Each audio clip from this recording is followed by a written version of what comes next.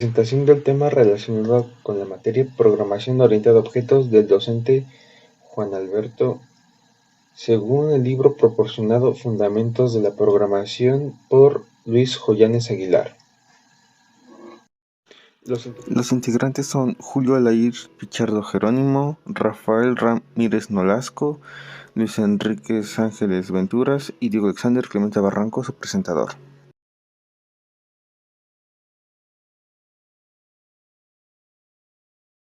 La programación modular es un método de diseño que mejora la productividad de un programa al dividirlo en módulos independientes, cada uno de los cuales realiza una única tarea. Cada módulo se desarrolla, codifica y optimiza de forma independiente, de tal manera que su uso sea más práctico, fácil y eficiente. El programa principal controla todo el flujo, transfiriendo el control a los módulos para que realicen sus funciones y luego retomando el control una vez que estos han completado su tarea. La tarea de los módulos es demasiado compleja. Se divide en módulos más pequeños.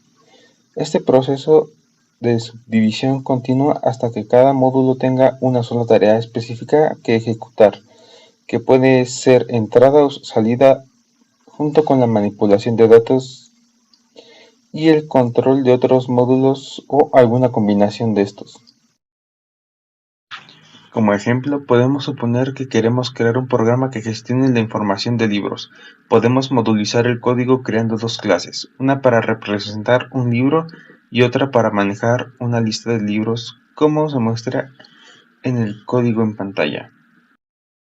En este ejemplo tenemos dos clases libros, que representan un libro con atributos como título, autor y año, y catálogo libros, que maneja una lista de libros y proporciona métodos para agregar libros y mostrar la lista de libros. Esto permite una modularización clara y reutilizable del código, lo que facilita su mantenimiento y escalabilidad. Programación estructurada. La programación estructurada es un paradigma de programación que se centra en la estructura lógica y clara del código, mediante la organización de instrucciones en bloques lógicos como secuencias, selecciones, como el if, else y ciclos como el while y for. Se enfoca en el uso de estructuras de control y subrutinas para facilitar la comprensión y el mantenimiento del código, evitando el uso característico como saltos incondicionales y estructuras complejas de control de flujo. Como ejemplo tenemos la estructura mientras, while do, y la estructura hasta, repeat until. La estructura mientras tiene la forma mientras, condición, instrucción, fin mientras.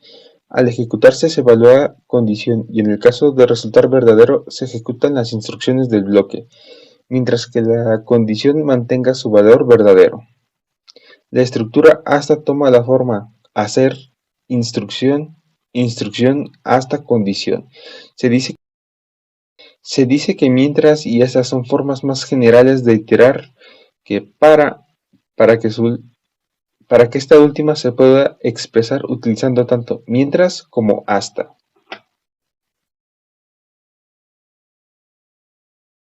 Locales y datos globales. En la programación orientada a objetos, los datos locales son aquellos que están confinados dentro de un ámbito específico, como un método o una función, y solo son accesibles dentro de este ámbito. Los datos globales, por otra parte, son aquellos que están disponibles en todo el programa y pueden ser accedidos en cualquier parte del código. En el siguiente ejemplo definiremos una variable global. Es una variable global ya que está definida fuera de cualquier clase o función y es accesible desde cualquier parte del código. Por otro lado, definiremos otra variable que será llamada variable local. Esta variable local se considera así ya que está definida dentro de un método, dentro de un método int de la clase ejemplo y solo es accesible dentro de este método.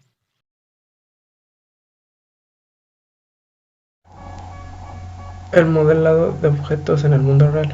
El modelado de objetos en el mundo real es un desafío en la programación, estructurada debido a la separación de datos y funciones que no corresponden con los modelos de las cosas del mundo real. El modelado de las cosas el modelado de objetos del mundo real se trata de objetos tales como personas, carros o motos, y se tienen a su vez incorporados atributos o datos y comportamientos o funciones. Un ejemplo de esto sería un automóvil, ya que sus atributos podrían ser el color que tiene y su comportamiento sería el acelerar, ya que esta es una acción que se está realizando.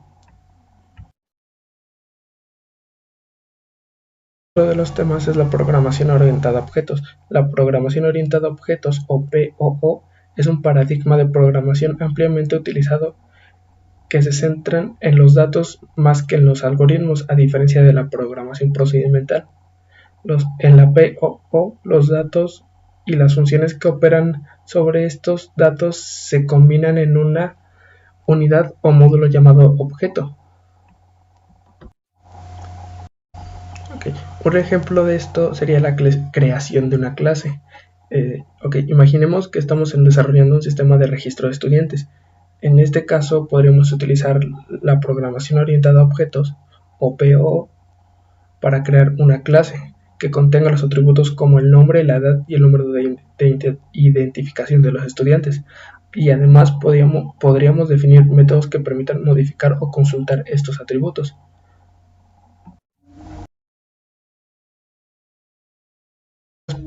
De los temas son las propiedades fundamentales de la orientación a objetos. En estos existen diversas características ligadas a la orientación a objetos. Todas las propiedades que se suelen considerar no son exclusivas de este paradigma, ya que en esto puede existir otros paradigmas, pero en su conjunto definen claramente los lenguajes orientados a objetos, y estas propiedades son la abstracción, o sea, los tipos de datos abstractos y datos y clases, el encapsulado de datos, ocultación de datos, herencia y polimorfismo. Algunos ejemplos de estos son el excise, yesize, label text, interested, listeners, exposition y opposition, draw, press, register callback y un register callback. Bueno, pues la abstracción es la propiedad de los objetos, que consiste en tener en cuenta no solo los aspectos más importantes desde un punto de vista determinado, y no tener en cuenta pues los aspectos restantes. El término de abstracción que se suele utilizar en la programación se refiere al hecho de diferenciar entre las propiedades externas de una entidad y los detalles de la composición interna de una entidad. En abstracción, pues nos permite ignorar detalles internos de un dispositivo complejo, tal como una lavadora, un automóvil o un horno de microondas, incluso pues en los teléfonos, ¿no? Es decir, pues los generalizamos en lugar de decir todo lo que lo compone, ¿no? Y usarlo como una única entidad comprensible. La abstracción lo que busca es diseñar y fabricar sistemas complejos que pues nos ayuden a entender un poco mejor las cosas, ¿no? A evitar decir los componentes más pequeños de los que están compuestos. Si bien son importantes, no es necesario a veces decir todo, porque pues lleva un poco más de tiempo y todo eso. Sin embargo, pues el término de abstracción también se utiliza para construir, analizar y gestionar sistemas de computadoras complejos, que podrían ser muy pesados para nosotros, ¿no? Bueno, aquí viene un ejemplo que sería el 2.3. Lo voy a leer tal cual. diferentes modelos de abstracción del término coche o carro. Un coche, carro, es la combinación o composición de diferentes partes, tales como motor, carrocería, 4 ruedas, 5 puertas, etc. Un coche, carro, es un concepto común para diferentes tipos de coche. Pueden clasificarse por el nombre del fabricante como Audi, BMW, Seat, Toyota o Chrysler. Por su categoría, turismo, deportivo, todoterreno, etc. O por el carburante que utilizan, ya sea si son de gasolina, gasoil, gas o es un híbrido o eléctrico. Bueno, la abstracción coche se utiliza siempre que la marca, la categoría o el carburante no son significativos. Así, un carro, coche, se utilizará para transportar personas. Entonces, bueno, ¿qué vemos aquí? Que un término lo podemos simplificar, o sea, podemos ignorar pequeños detalles, por así decirlo, como lo es la marca, qué categorías son, si son deportivos o son para otra cosa, ¿no? Así como su gasolina. Con el simple hecho de referirnos a que es un coche, sabemos que es un vehículo que te va a transportar de un medio a otro. Entonces, esto es lo que pues nos ayuda, en esto es lo que nos ayuda la abstracción, o sea, nos ayuda a reducir la complejidad, ignorando pues algunas cosas que son importantes, pero pues relativamente podemos generalizarlas de una mejor manera y pues nos ayudan a reducir los procesos a las propiedades esenciales y pues nada, eso sería por este tema. Bueno, continuando con la presentación, el tema 2.4.3 es encapsulación y ocultación de datos.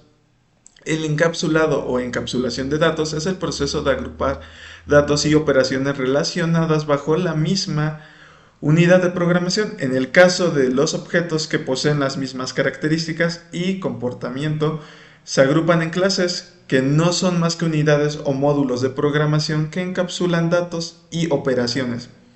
Bueno, la ocultación de datos permite separar el aspecto de un componente definido por su interfaz con el exterior de sus detalles internos de implementación. Los términos ocultación de la información o información hiding pues nos permiten utilizar sinónimos para que pues podamos simplificar todo. No siempre es así, pero habitualmente pues así es. Este, Otra cosa, pues está el término de encapsulamiento, bueno, encapsulación de datos, data encapsulation, algo así. Bueno, normalmente los datos internos están protegidos del exterior y no se pueden acceder a ellos más que desde su propio interior y por tanto no están tan ocultos como uno pensaría. Pero bueno, el acceso al objeto está restringido. Solo se puede acceder a través de una interfaz bien definida, ¿no? Bueno, aquí nos dice que el diseño de un programa orientado a objetos contiene al menos los siguientes pasos. 1. Identificar los objetos del sistema. 2. Agrupar en clases a todos los objetos que contengan características y comportamientos comunes. 3. Identificar los datos y operaciones de cada una de las clases. 4. Identificar las relaciones que pueden existir entre las clases. Bueno, aquí también nos dice que un objeto es un elemento individual con su propia identidad. Por ejemplo, un libro, un automóvil. Una clase se pueden describir las propiedades genéricas de un ejecutivo, de una empresa, ya sea el nombre, título, salario y cargo, mientras que un objeto representaría a una persona en particular. En ese caso podría ser Luis McCoy, director general. En general, una clase define qué datos se utilizan para representar a un objeto y las operaciones que se pueden ejecutar sobre esos datos. Y una clase pues nos dice las propias características y comportamientos de dicha de dicho grupo que se está generalizando. Bueno, continuando. Los términos objeto e instancias se utilizan frecuentemente como sinónimos, especialmente en C++. Si una variable de tipo carro se declara, se crea un objeto carro que inicia de la clase carro. Las operaciones definidas en los objetos se llaman métodos. Cada operación llamada por un objeto se interpreta como un mensaje al objeto que utiliza el método específico para procesar la operación. Bueno, el diseño de clases fiables y útiles pueden ser una tarea difícil. Afortunadamente, los lenguajes P o O facilitan la tarea, ya que incorporan clases existentes en su propia programación. Los fabricantes de software proporcionan numerosas bibliotecas de clases, incluyendo bibliotecas de clases diseñadas para simplificar la creación de programas, pues, para los entornos, ya sean tales como Windows, Linux, entre otros, ¿no?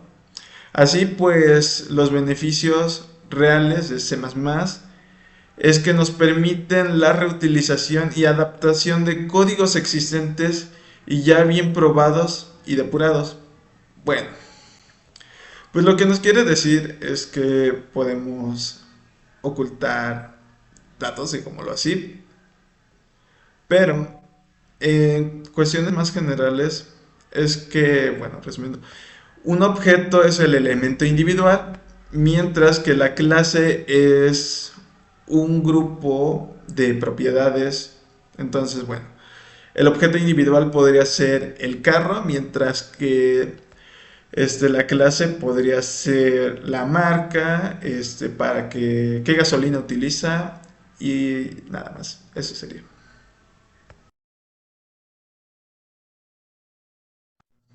A continuación, continuamos con el tema 2.4.4, objetos. Y nos dice que el objeto es el centro de la programación orientada a objetos. Un objeto es algo que se visualiza, se utiliza y juega un rol o papel muy importante. Si se programa con enfoque orientado a objetos, se intenta descubrir e implementar los objetos que juegan un rol en el dominio del problema y, en consecuencia, programarlo. La estructura interna y el comportamiento de un objeto en una primera fase no tienen prioridad como tal, pero es importante que un objeto tal como un carro o una casa jueguen un rol esencial. Bueno, esto depende pues del problema, ya que existen diferentes aspectos que son relevantes o no. Un carro puede ser ensamblado de partes tales como el motor, la carrocería, unas puertas, y puede ser descrito utilizando propiedades tales como su velocidad, su kilometraje o su fabricante. Estos atributos indican el objeto. De modo similar, una persona también se puede ver como un objeto, del cual se disponen diferentes atributos. Dependiendo de la definición del problema, estos atributos pueden ser el nombre, apellido, dirección, número telefónico, color de cabello, altura, peso y profesión. Bueno, un objeto no necesariamente ha de realizar algo concreto o tangible. Pueden ser abstractos y también puede describir un proceso. Por ejemplo, un partido de baloncesto o de rugby puede ser descrito como un objeto. Los atributos de este objeto pueden ser los jugadores, el entrenador, la puntuación y el tiempo transcurrido del partido. Cuando se trata de resolver un problema con orientación a objetos, dicho problema no se descompone en funciones como en programación estructurada tradicional, caso de C, sino en objetos. El pensar en términos de objetos tiene una gran ventaja. Se asocian los objetos del problema a los objetos del mundo real. Bueno, ¿qué tipos de cosas son objetos en los programas orientados a objetos? La respuesta está limitada por nuestra imaginación. Aunque se pueden agrupar en categorías típicas que facilitan su búsqueda en la definición del problema, un modo más rápido y sencillo pues sería, por ejemplo, en los departamentos que se utilizan en las empresas. por ejemplo, el área de marketing, recursos humanos, que bueno, ahí vamos viendo cómo pues se va categorizando, no sé, por su nombre, dirección, si es un empleado, si es un estudiante o practicante, ¿no? O sea, podemos ver que se pueden clasificar en diversas formas. Y pues no solo eso, sino que también, por ejemplo, aquí nos dice que también se puede utilizar en tipos de datos definidos por usuarios como la hora, números complejos, puntos de plano, puntos del espacio, ángulos y lados.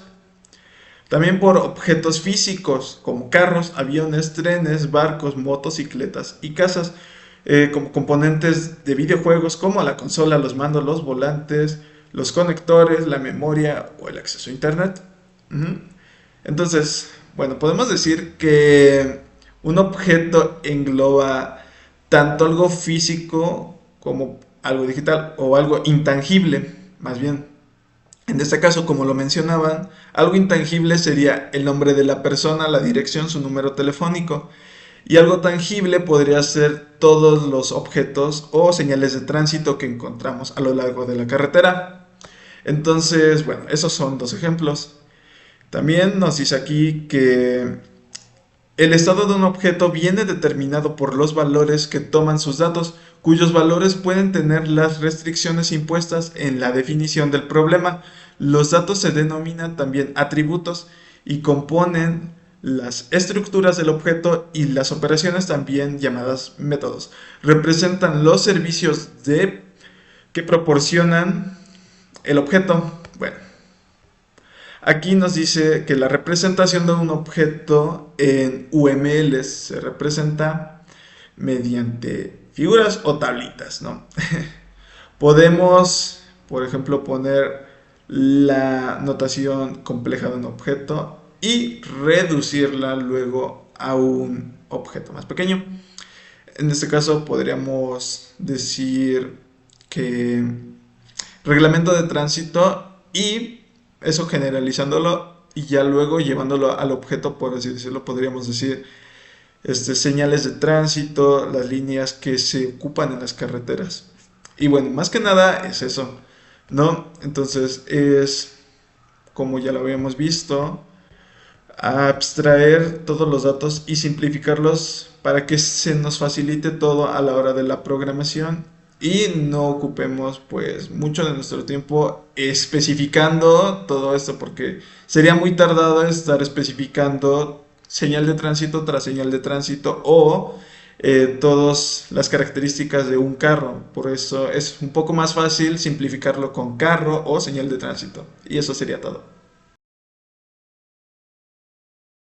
El concepto nos dice, en la programación orientada a objetos, los objetos son miembros de clase. En esencia, una clase es un tipo de datos al igual que cualquier otro tipo de datos definido en un lenguaje de programación.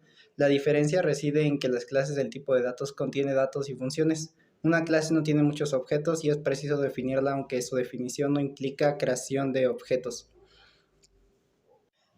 Bueno, en términos simples podemos decir que una clase es un grupo ordenado de datos que responden a un mismo propósito. Por así decirlo, podemos decir que un auto, eh, que la clase sería auto. Dentro de ella van un grupo de datos que puede ser aceleración, velocidad, frenado y otras cosas más. Son diferentes, pero a final de cuentas todos los datos responden a uno mismo, que sería la clase auto.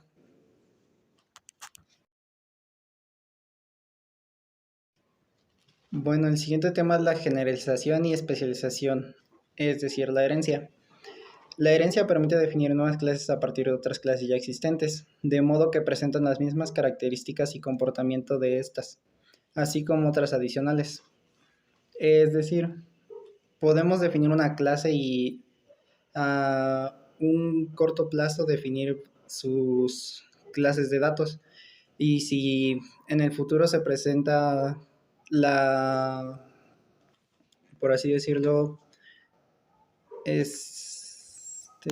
se presenta la necesidad de agregar más conceptos, lo podemos hacer mediante la herencia, ya que se sigue ocupando la misma clase hecha anteriormente y solo le agregamos más más datos para ampliar esta clase.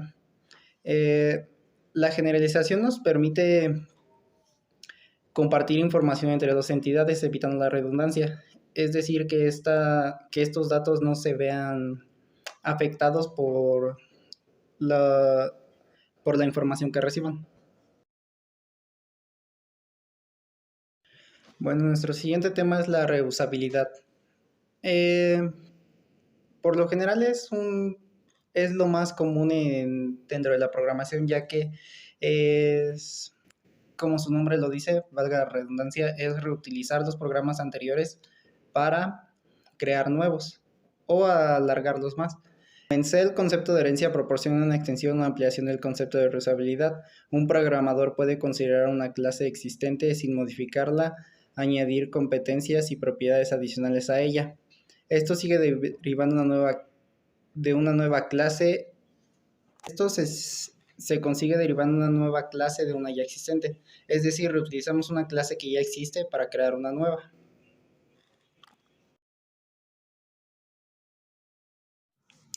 Y bueno, nuestro último tema es el polimorfismo. El polimorfismo es la propiedad que un operador o una función actúen de modo diferente en función al objeto sobre el que se aplica. En la práctica, el polimorfismo significa la capacidad de una operación para ser interpretada por el propio objeto que lo involucra. Es decir, podemos introducir una palabra dentro de una serie de datos y el polimorfismo nos va a ayudar a que esta palabra sea comprensiva y la ejecute solamente la clase que estamos solicitando. De esta manera no se revuelven los datos y se arrojan por la clase que desarrollamos. Ponemos como ejemplo la operación abrir una puerta. Bueno, la operación abrir. Esta se puede interpretar de varias maneras.